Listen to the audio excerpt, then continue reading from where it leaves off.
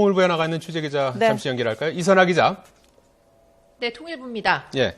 조금 전에 조평통 성명이 발표가 됐는데요. 북한의 공식 입장으로 봐도 되는 겁니까? 그렇습니다. 조국평화통일위원회가 북한의 대남기구이기 때문에 북한에서 우리 정부에게 공식적인 입장을 통보한 거라고 볼 수가 있습니다. 방금 정리를 해주셨는데요. 가장 중요한 문제는 개성공업지구를 폐쇄한다는 말을 북한이 썼다는 겁니다. 개성공업지구를 폐쇄하고 군사통제구역으로 선포한다. 아시겠지만 그 개성공단은 북한에 있어서 굉장히 중요한 군사적 요충지였습니다. 이 군사적 요충지를 북한이 민간에 내놓고 북한 인민군은 철수를 한 상태였는데요. 이 개성공업지구를 다시 군사지역으로 선포한다고 한 겁니다. 사실상 개성공업지구는 없었던 그 이전의 상태로 돌아간다고 선포를 한 것으로 볼 수 있습니다. 사실 오늘 오전에 우리 도라산 남북출입사무소에 나가 있는 우리 취재진이 취재를 한 바에 의하면 개성공업지구에서 철수를 한 그 의료진에 따르면 개성공업지구 내에 북한 인민군 무장병사들이 평소보다 많아졌다는 증언이 나왔었습니다. 이를 토대로 저희 YTN에 취재를 한 결과 군사통제구역으로 다시 선포를 하는 게 아니냐, 북한군이 개성공단을 다시 접수하는 게 아니냐, 이런 메시지를 던진 것으로 보인다는 전문가 분석이 나왔었는데요. 이 분석처럼 북한이 다시 개성공단을 군사지역으로 돌리겠다고 선포를 한 것으로 볼 수 있습니다.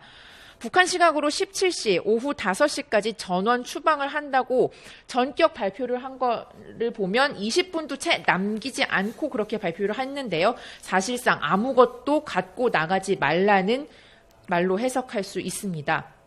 네. 사실 우리 기업 관계자들이 오늘 북한 개성공단으로 올라간 것은 철수 준비를 하고 최대한 갖고 나올 수 있는 설비, 기자재, 또 완제품 이런 것들을 다 포장하고 그 짐을 쌀 준비를 하러 간 것이었습니다. 하지만 북한이 이렇게 갑작스럽게 추방 조치를 내놓으면서 사실상 빈손으로 나올 수밖에 없는 상황이 됐습니다. 예. 자, 이선아 기자, 북한 근로자들이 오늘 출근을 하지 않았는데 이 북한 조평통 성명에 따르면은 이것도 역시 계획된 일환인 거죠?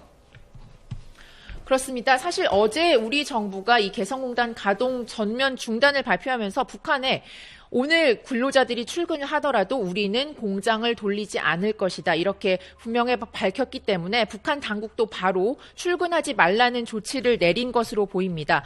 이에 따라서 오늘 오전에 북한 근로자들이 출근을 하지 않았고요. 이 뒤늦게 나온 성명이지만 거기에 북한의 조치가 이렇게 확인이 됐다고 할 수 있겠습니다. 자, 이선아 기자, 어제까지 개성에 남아있던 사람이 184명, 오늘 철수 준비를 위해서 일부 또 기업 관계자들이 개성공단에 머물고 있지 않습니까? 지금 전체적으로 우리 국민 몇 명이 그곳에 있는 걸로 파악이 되고 있습니까?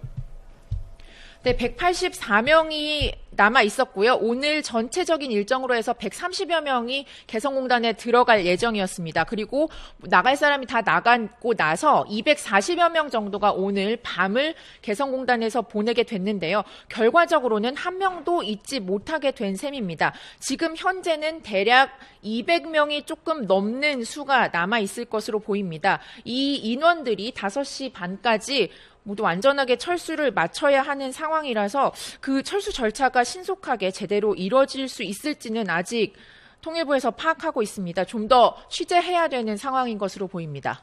철수를 하려면 어떤 절차들이 필요한 건가요?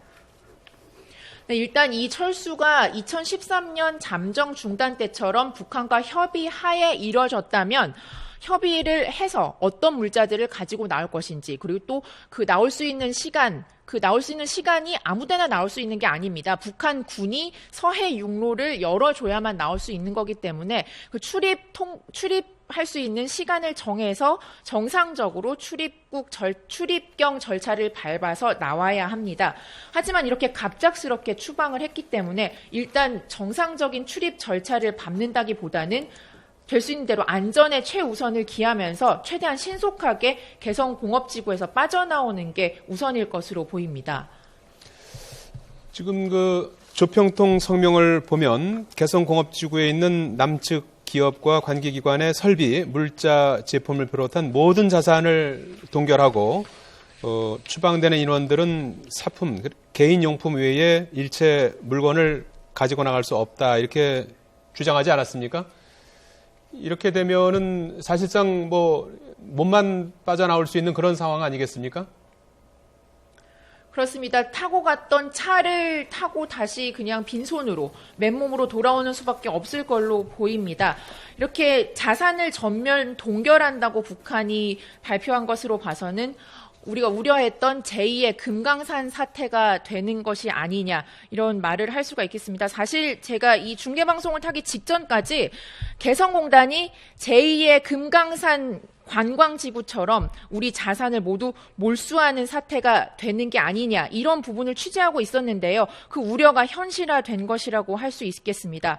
지금까지 우리 민관을 통해서 개성공단에 투자한 돈이 1조 원이 넘는다고 통일부는 밝혔습니다. 이 1조 원 넘는 우리 투자 자산들이 전부 북한의 자산으로 되게 된 셈입니다. 북한은 지난 2010년에 금강산 지구에 우리 자산을 동결시킬 때도 우리 정부가 먼저 금강산 관광을 중단시켰기 때문에 그 손실을 메꾸기 위해서 너희들의 자산을 우리가 가져갈 수밖에 없다. 이런 억지 주장을 펼쳤었습니다. 이번에도 개성공단 중단을 우리 정부가 먼저 선언한 만큼 우리가 그 손실을 메꾸기 위해서는 너희의 공단 자산을 우리가 모두 가져갈 수밖에 없다. 이런 억지 주장을 펼 것으로 보입니다.